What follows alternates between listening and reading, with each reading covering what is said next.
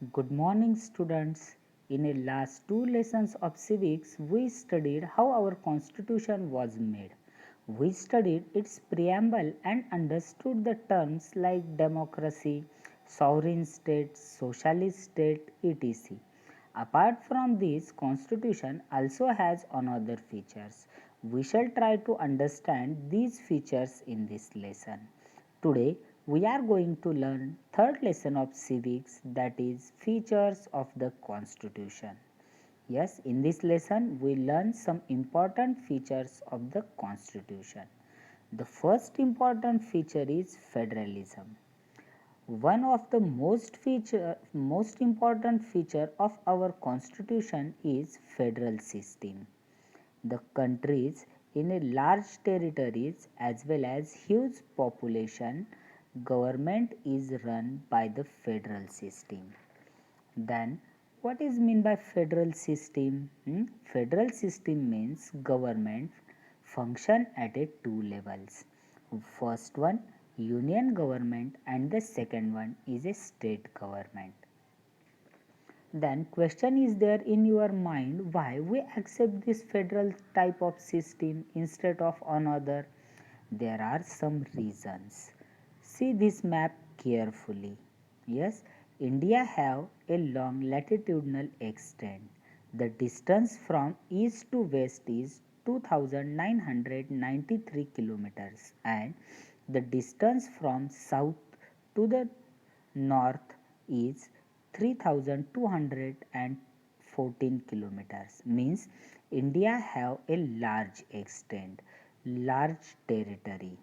Running a large territory from a single capital city is very difficult, as well as far-flung areas may be neglected. Far-flung areas means the long areas from the capital city. For example, Delhi is our capital and some people are living in Tamil Nadu. They may not be take part in a ruling country because they are living long from Delhi. Take another example. Some peoples are living in Assam, Nagaland. They are backward. They may not be take part in a administration. So, to give a equal chance to the all Indian citizens in a administration, government in a administration of government. So, here government functions at a two level, union government and the state government. Constitution maker accept this federal type of system because it is very hard to run a country from a one capital city, and second some people may be neglected due to the long distance. To avoid these things, constitution maker accepted the federal type of system. In that, the first one is their union government. Union government is also known as federal government or a central government. It works for an entire country. The tasks like defense, foreign policies, currency deal by the central government. The subjects which are necessary for a whole country deal by the central government. See, some logos are given to you. The first logo of Indian Railway. Think you are traveling in a railway from Nanded to Delhi. When Maharashtra border over, can anyone say you now the Maharashtra over? You cannot travel outside of Maharashtra. Now this train is not of Maharashtra. You are in a Madhya Pradesh. No, because this train travel in a whole India, because Indian Railway or railway works for entire country, not for a particular state. Understood? Second logo of CBI, third logo of DRDO, and the fourth logo is Reserve Bank of India. What does this logo show? All these things are there under the control of central government. You use same money in Maharashtra as well as in Andhra Pradesh, because for a whole country there is a one type of currency, because we have accepted the federal type of system. Subjects like defense, railway, currency, foreign policies deal by the central government. Understood? The second one is state government. The state government works for a limited region. For example, Maharashtra government works for the Maharashtra, Andhra Pradesh government works for Andhra Pradesh only, Tamil Nadu government works for Tamil Nadu only. Means here the limited extent is there to the state government. The government that oversees the administration of that region is called a state government. Local people know their problems and they can solve it. So, the subjects like state transport, police, agriculture given to the state government. Here, the logo of the state transport, police, and agriculture department shown to you. ST means the state transport. Yes, that bus you can travel from a one place to the another place. Second one, the police, they can help to you as well as keep a law and order in Maharashtra state, and whatever the local problems are there of the farmers solved by the government. So these things are given to the state government. Understood? The subjects like state transport, police, agriculture given to the state government. Then one question is there in your mind, how they divided the subjects? Due to the two administration, conflict arose in a state government and the central government. Then what we have to do? Hmm? To avoid the conflict between state government and the central government, there is a division of powers given into the constitution. This is known as separation of powers. This division of powers given in a three list. The first list is their union list. It contains 97 subjects on which union government makes the law. Union list, how many subjects are there? 97 subjects, and union government makes law on that subject. The second one, the state list. It contains the 66 subject on which state government of a particular region can make the law. For example, for Maharashtra, Maharashtra government make the law. For Tamil Nadu, Tamil Nadu government. For Jammu Kashmir, Jammu Kashmir state government makes the law. And the third one is their concurrent list. It contains 47 subjects on which state government as well as the central government makes the law. Means here both state government and central government makes the law in a concurrent list. But some subjects are there, they are not mentioned in this list. If subjects come up that is not included in any list, then the union government have to power to make the laws on that subjects. These powers are known as residuary power. Residuary power of the central government. Who have residuary power? The central government have residuary power. What is mean by residuary power? The subjects are not mentioned in any list, then the central government have power to make law on that subject. It is known as residuary power of central government. You have to know the list and their subjects. How many subjects are there in that list? Union list 97 subjects, state list 66 subjects, and the concurrent list 47 subject. Now see who deals with what subjects. This list of the subject may be asked in a true and false, match the pairs or complete the table. You have to know who deals with these subjects. Let's learn one by one. Subjects with the union governments: defense, foreign relations, war and peace, currency, international trade, communication, deals by the union government. Again listen these subjects and underline this whole part. The defense, foreign relations, war and peace, currency, international trade, communication, deals by the union government. Second one, the subjects with the state government: agriculture, law and order. Law and order means police. Local government. Local government means gram panchayat, panchayat samiti, jilla parishad, etc. Health, prison, administration, deals by the state government. Means agriculture, law and order, local government, health, and the prison administration deals by the state government. And both state and the central government subjects deals with the state government and the central government.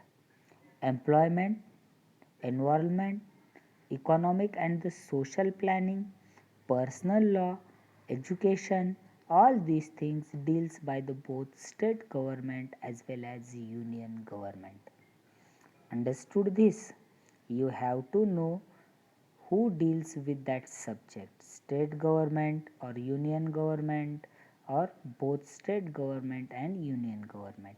In an exam, question will be asked on this: true and false, match the pairs. Defense. Defense things deal by dash dash, state government, union government, both state and the union government. What is the correct answer? Defense is deal by central government. Health deals by dash dash, state government, union government, both state and the union government. Health deal by the state government. Like this you have to know. Or true and false, employment deals by the state government only. It is false. Employment deals by the state government as well as the central government. Means you have to know the subjects and who deals with that subject. Understood this? Now the next important features of the constitution is union territories. There are 28 states and the 9 union territories in India. Then what is the difference between union territories and the state? State is considered as an independent unit and have its legislature. State makes law for their state and state government runs the administration of that state. Yes, state makes the law for their state and it is a independent unit. And how many states are there? 28 states are there in India. But union territories is not considered as a independent unit. It is a administrative division and run by the union government. Who run to the union territories? Union government run the union territories. But here the state government or the state run by the state government. Understood? Some union territories have its own legislature, but then also they are ruled by the union government. Union territories are ruled by the union government. You have to know this line. Some the list of the union territories are given to you here. See: Jammu and Kashmir, Ladakh, Chandigarh, Delhi, Daman and Diu, Dadar Nagar Haveli, Lakshadweep, Puducherry, and Andaman and the Nicobar Islands are 9 union territories are there in India, and their names are Jammu and Kashmir, second one Ladakh, third one Chandigarh, fourth one Delhi, fifth one Daman and Diu, sixth one Dadar Nagar Haveli, seventh one Lakshadweep, eighth one Puducherry, and the ninth one Andaman and the Nicobar. Understood this? How many states and the union territories are there in India? There are 28 states and the 9 union territories in India. Understood this? States and the union territories. Okay. Now come on the next important feature of the constitution is parliamentary system of government. Indian constitution has provided the parliamentary system of government, or Indian constitution adopted the parliamentary system for India. There are three main components of a parliamentary system. How many components are there of parliamentary system? Three important components are there, or things are there in a parliamentary system. The first one is president, second one is Lok Sabha, and the third one is Rajya Sabha. How many components are there? Three important components are there of parliament: president, Lok Sabha, and Rajya Sabha. Parliamentary system consists of three things: president, Lok Sabha, and Rajya Sabha. People send their representatives in a Lok Sabha, and these representatives make the law for a country.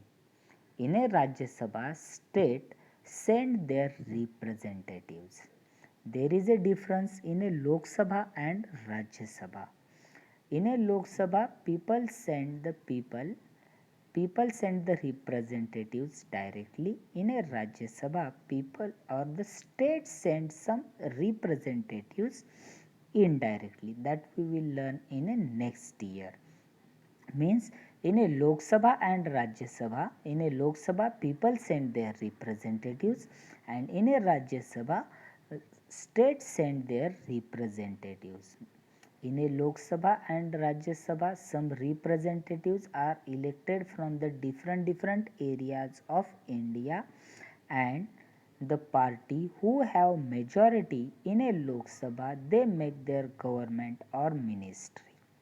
That council of ministers run the administration of a nation or country.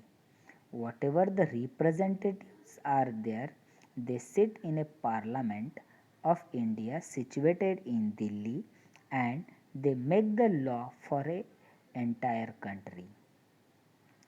Whatever the problems are there in India, they discuss that problem in Lok Sabha and Rajya Sabha, and they gives the solution for that problem. Due, there is a debate on a different problems, and they find out the solution. The council of ministers are responsible or answerable to the Lok Sabha for their decisions. If the members from the Lok Sabha took the wrong decisions, they are answerable to the Lok Sabha. Understood this? We are learning these things detail in a next year. Here you have to know there are three main components are there of the parliamentary system, that is president, Lok Sabha and Rajya Sabha.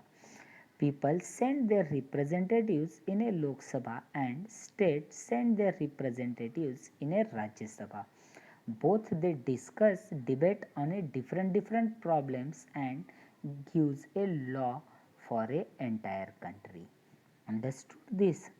The remaining features of the constitution we will learn in a next period.